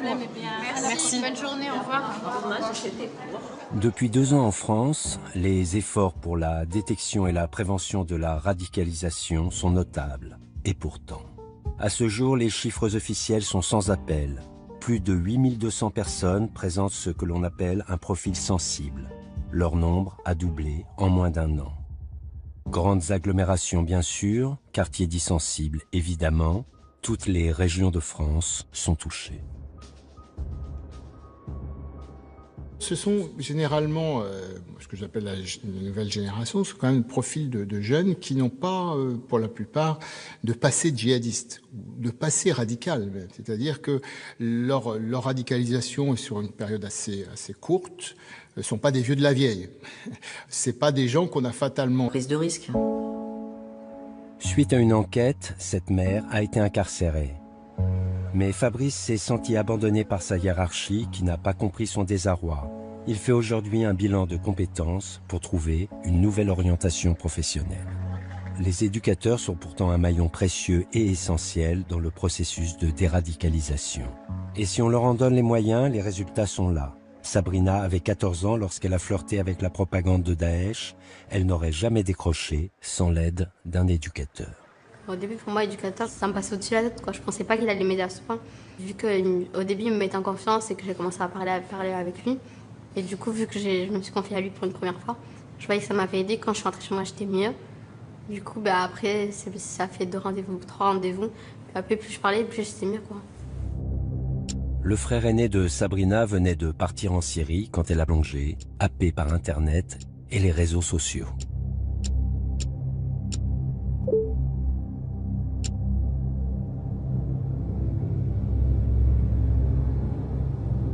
En fait, je me suis retrouvée seule et c'était face à Internet, quoi. Certes, Internet, c'est pas la bonne référence, mais à ce moment-là, moi, je connaissais pas tout ça. Enfin, j'étais pas au courant de tout ça. Mais en fait, je recevais plein d'ajouts de filles qui, leurs prénoms tous commençaient par etc., quoi.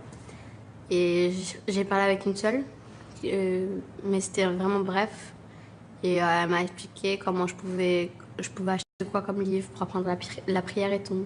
Que l'islam, ça apaise. C'est vrai, ça apaise, je vais pas dire le contraire. Mais elle me disait que là-bas, les femmes, c'était comme des princesses, quoi. Elles étaient mieux qu'ici. Ici, on les dévalorise, les femmes. On les met nues sur des publicités. On les rabaisse à longueur de journée. Des choses comme ça. Tandis que là-bas, la femme, c'est pur, quoi. Dans les récits de jeunes filles que je voyais sur Internet, je me retrouvais. J'avais l'impression que ma famille me rejetait. Pour moi, en fait, j'étais l'élue et que je me disais que c'était moi qui avais raison. Du jour au lendemain, en fait, j'ai porté le voile. Le voile, j'ai accepté sans problème. Après, c'était le djilbab, j'ai accepté sans problème. Mais je sais pas comment j'ai pu... je sais même pas, moi, aujourd'hui, comment c'est arrivé là. Très souvent, ces jeunes filles, on voyait bien une faille chez elles, c'était justement la peur du monde compliqué occidental. Avec souvent entre 2 cultures, malgré tout, une culture occidentale justement et une culture musulmane plus réservée, sachant pas trop se situer. Pour la femme, c'est plus difficile. Face à cette peur, qu'est-ce que je vais faire de mon avenir, comment je vais m'en sortir? Pour les jeunes femmes, l'islam est très rassurant. L'islam est rassurant parce que on vous dit ce qu'il faut faire. Alors, d'abord, tu n'auras plus besoin de bosser. De toute façon, la femme musulmane, elle bosse pas. Tu es là pour t'occuper de tes enfants. Mais même pour t'occuper de tes enfants, il suffira, on te dira exactement comment il faut faire pour être une bonne musulmane. Tu vas te voiler intégralement. tu vas te protéger du monde. C'est ça qu'on comprend, on conçoit pas bien leur psychologie. C'est le réflexe qui consiste à abdiquer sa liberté pour avoir un confort. Le désembrigadement, c'est une chose, mais après, comment reprend-on contact avec cette liberté qui faisait peur? Que faut-il de temps, mais aussi de courage pour revenir en arrière, pour l'enlever, ce voile qu'on avait mis pour se protéger du monde extérieur? Ça a été dur parce que j'avais l'habitude de le porter. D'abord, au début, pendant le jour où je l'ai dit qu'à ma mère je l'enlevais, ce jour-là, je ne l'avais pas totalement enlevé parce que j'étais sortie ce jour-là avec le voile. Mais le lendemain, j'avais commencé déjà à porter un bandeau. J'avais enlevé le voile, mais je portais un bandeau avec un chignon. Du coup, les gens ne faisaient pas trop attention à mes cheveux. Ils étaient un peu cachés parce que le bandeau il était assez grand. Puis après, c'est devenu petit à petit. J'ai commencé à arrêter de porter des longues jupes. Je portais des pantalons. Puis après, petit à petit, c'est redevenu comme avant, quoi. J'étais redevenue la fille en apparence. Alors, mais après, mentalement aussi, j'avais changé. Selon le ministère de l'Intérieur, 40% des radicalisations signalées seraient des femmes. La priorité aujourd'hui ne se résume pas seulement à un travail de repérage, encore faut-il trouver les bonnes personnes, les bons outils. Tout ce qui a été créé pour enfin faire quelque chose est bien. Que ce soit des associations, que ce soit chapeauté par une préfecture, quelles que soient les choses mises en place, de toute façon, ça demande après à être évalué sur l'efficacité. Donc on ne peut pas dire a priori, on ne peut pas faire comme ça, il faut faire autrement, il faut essayer plein de choses et voir ce qui marche le plus.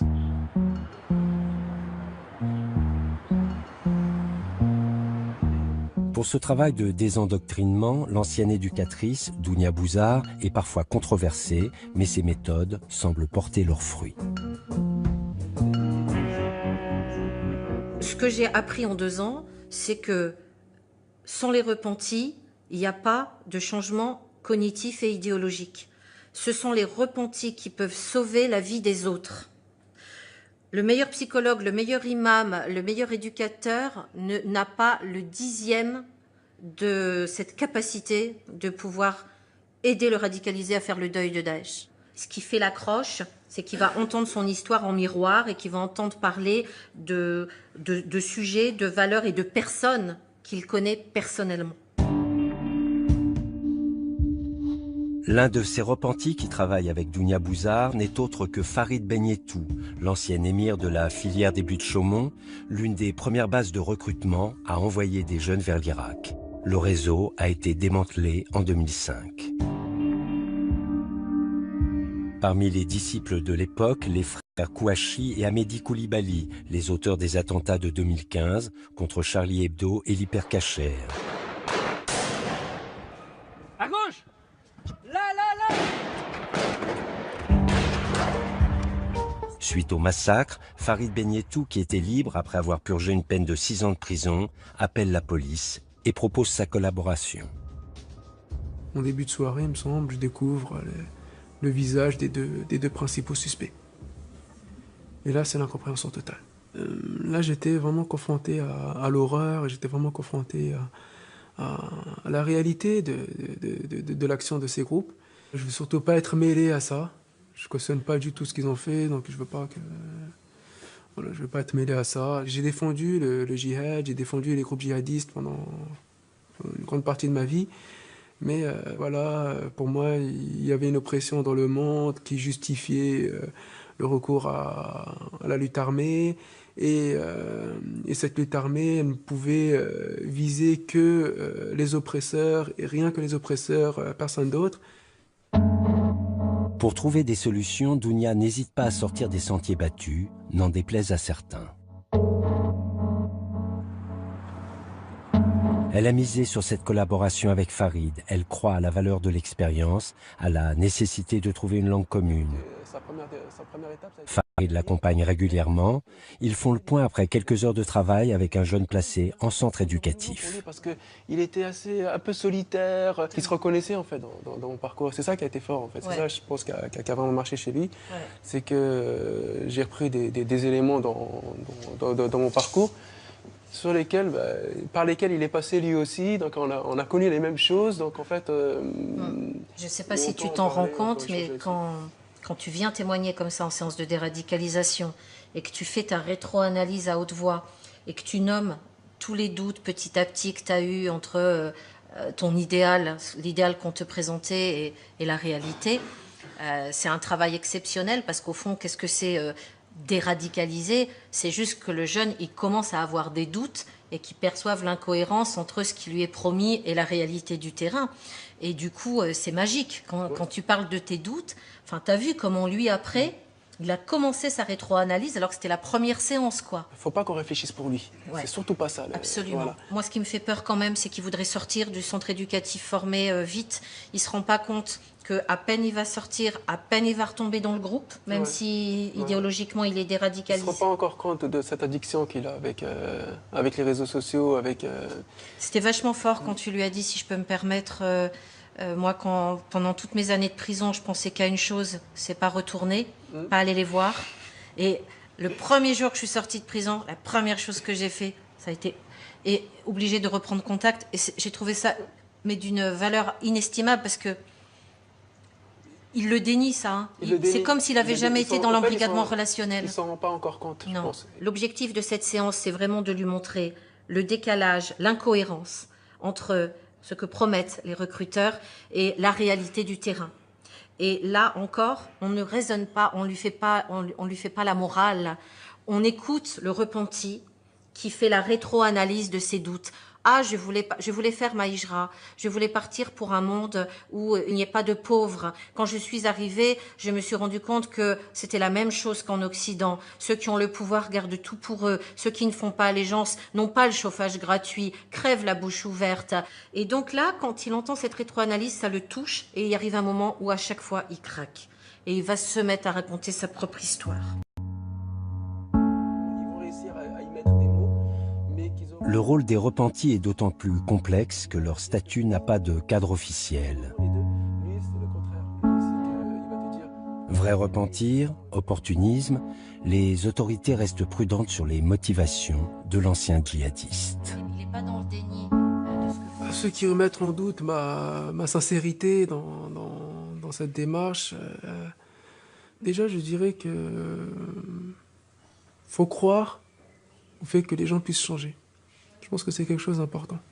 On a coutume de dire que quand une personne a purgé sa peine, qu'il a payé sa dette à la société.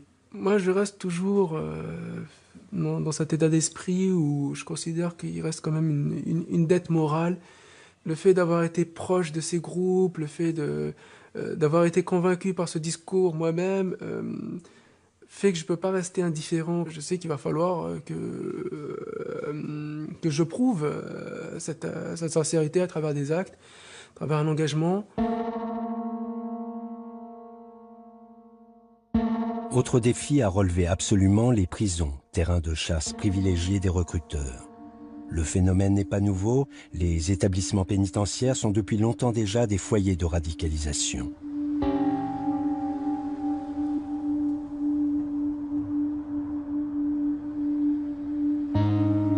Selon les chiffres officiels, 1500 des 66 000 détenus en France sont radicalisés. Pour 15% d'entre eux, ils auraient basculé en prison. Manque de moyens, manque de solutions adaptées, c'est aujourd'hui une urgence absolue. J'ai été incarcéré pour tentative de violence avec arme. Lors de mon arrivée, au bout d'un mois, j'ai acheté un téléphone sur lequel, avec une puce, sur lequel des recruteurs m'ont appelé, qui cherchaient à venir me voir, à m'envoyer des mandats, m'aider financièrement, à essayer de m'embrigader dans le djihad. Et voilà, qui essaie tout simplement de faire en sorte qu'il y ait une action qui se passe au sein de la maison d'arrêt ou à l'extérieur lors d'une future sortie.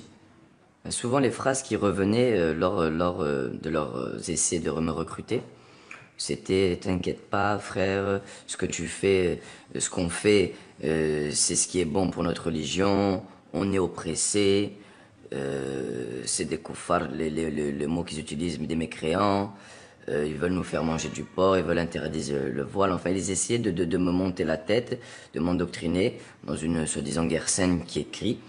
qui est totalement fausse. Et quand on a vu qu'ils commençaient vraiment à être sérieux, de nous envoyer peut-être des armes, de venir nous voir, de nous demander de leur donner un numéro de téléphone d'une personne proche de nous à l'extérieur pour qu'ils puissent justement aller les voir, je les ai envoyés balader avec mon codétenu, en leur disant d'aller eux-mêmes se faire exploser et de ne plus rappeler ce numéro. En ce qui me concerne, c'est terminé. Mais j'ai entendu par des contacts que le recrutement continue de plus belle et qu'il y a des gens qui se réjouissent malheureusement des choses qui se sont passées au Bataclan,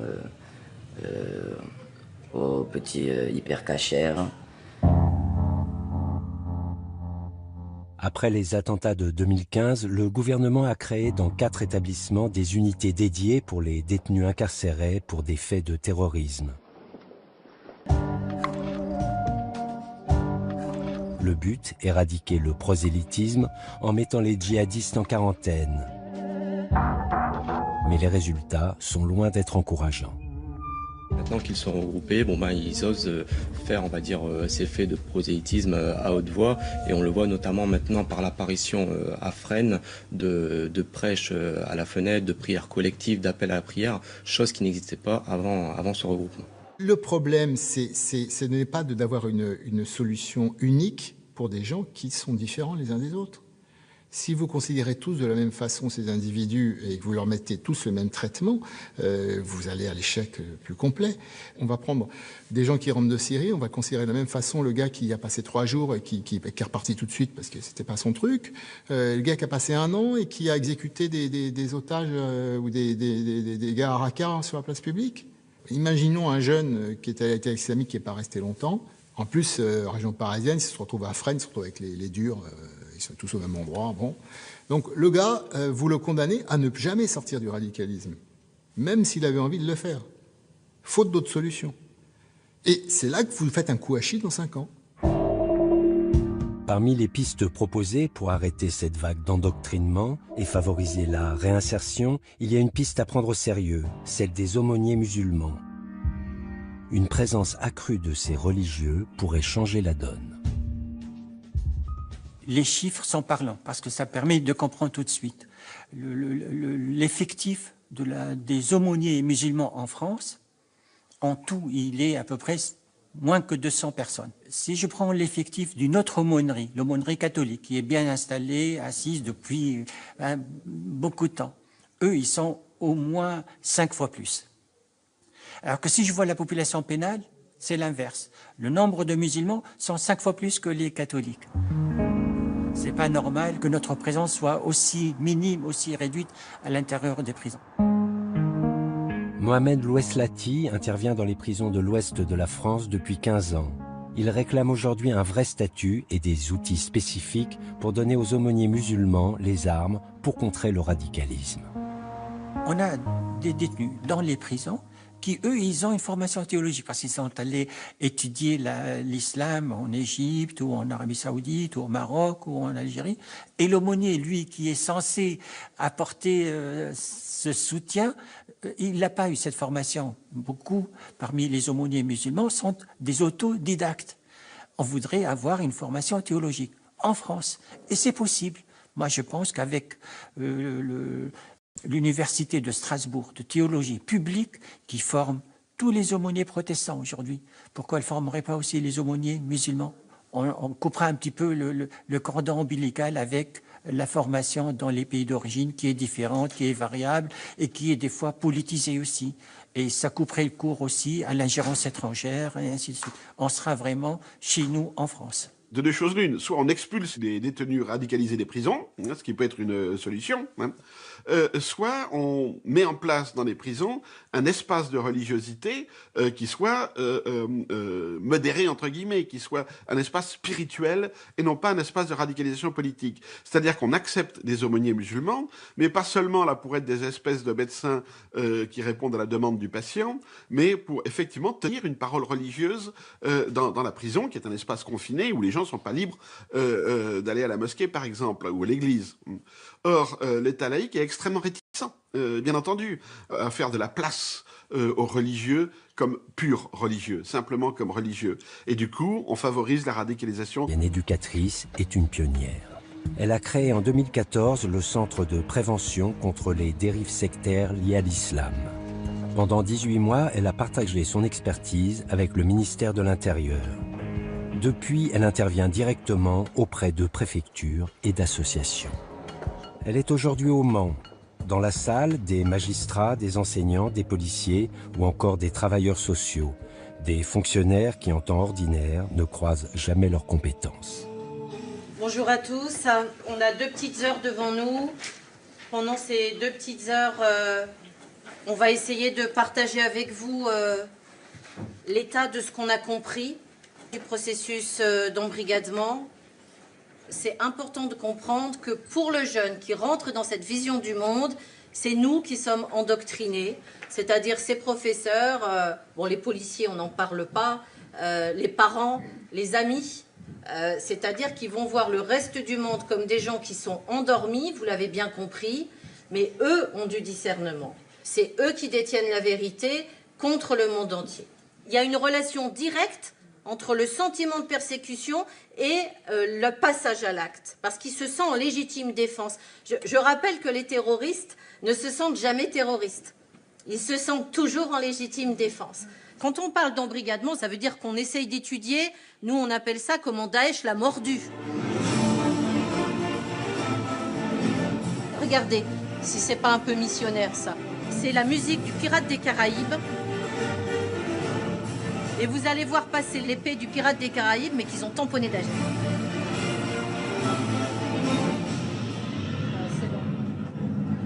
Daesh, lui, directement, il va donner une propagande basée sur la toute-puissance, où le jeune va prendre la place de Dieu. Clairement, ils vont s'asseoir sur les freins moraux qui interdisent le meurtre et la torture. Entre avril 2014 et février 2016, ce sont près de 7000 fonctionnaires qui ont sollicité une formation auprès de Dounia Bouza. Je crois que dans toutes les préfectures de France, c'est la même chose. C'est-à-dire qu'on a quand même des années de retard sur ce sujet-là. C'est-à-dire qu'il y a une difficulté à mettre le curseur, c'est-à-dire à savoir ce qui relève de l'islam, la liberté de conscience garantie par la République, la laïcité, la Constitution, et savoir détecter un embrigadement. Et on a peur à la fois d'être islamophobe et à la fois finalement de ne pas voir quelqu'un qui est en danger et qui met les autres en danger. Ça fait 15 ans que je demande à travailler sur les indicateurs d'alerte. Et là, on a un gouvernement qui dit il faut vite savoir où mettre le curseur, mais on court. On court parce que déjà les rabatteurs radicaux ont pris nos jeunes. Donc partout, dans toutes les régions, on essaye de rattraper notre retard.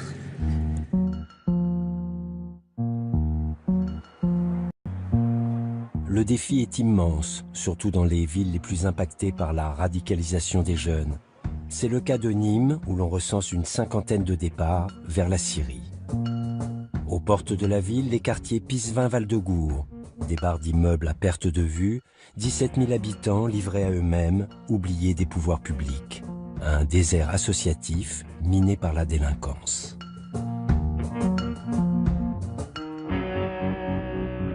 Moi, j'en ai vu partir depuis 2010. On le sentait arriver.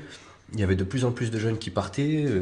Moi, en bas de chez mes parents, j'en connais au moins 10 qui sont partis.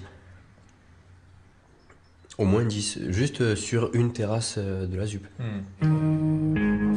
Avec 80 autres bénévoles, Rachid Sekar et Rachid Lamgaez travaillent à Humanime, la seule association encore présente dans le secteur.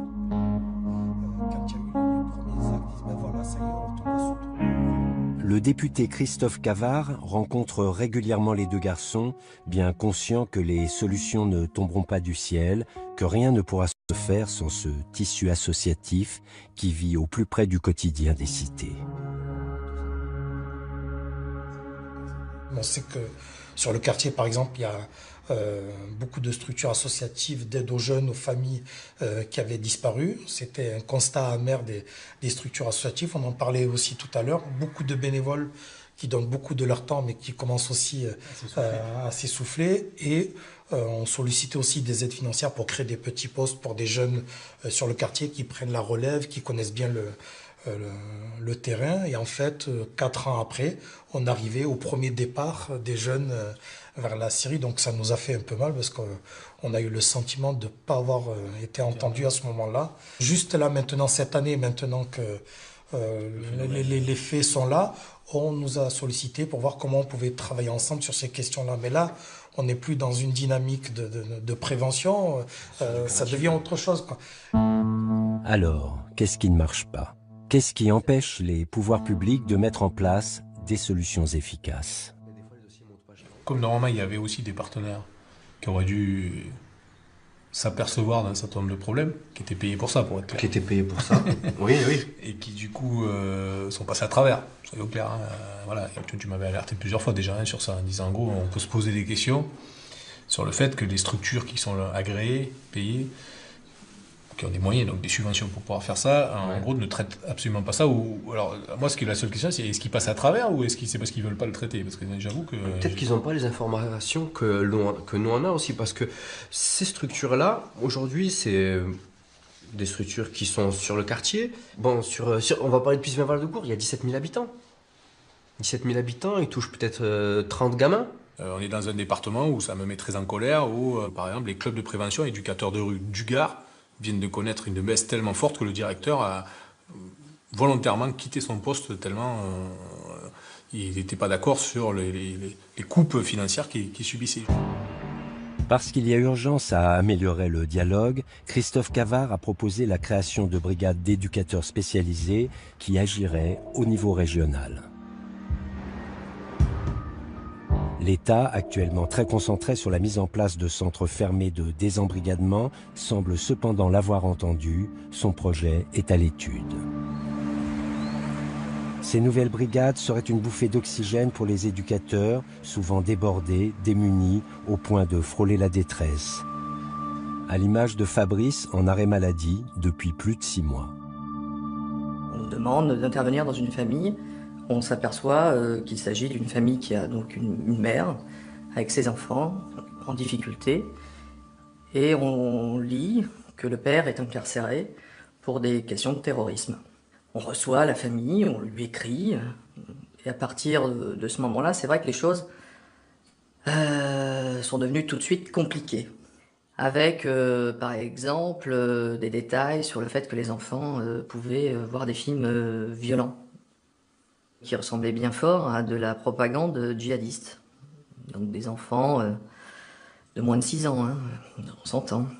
Et j'ai eu peur quand j'ai reçu un document, une lettre du juge qui me demande de venir au tribunal pour voir des nouvelles pièces au dossier.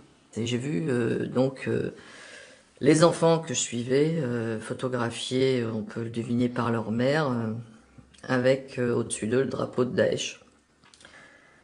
Là, c'était en vrai. Vous n'êtes pas là en train d'être dans votre canapé, d'avoir des grands avis sur le djihadisme, le salafisme, la République. Là, c'est votre métier.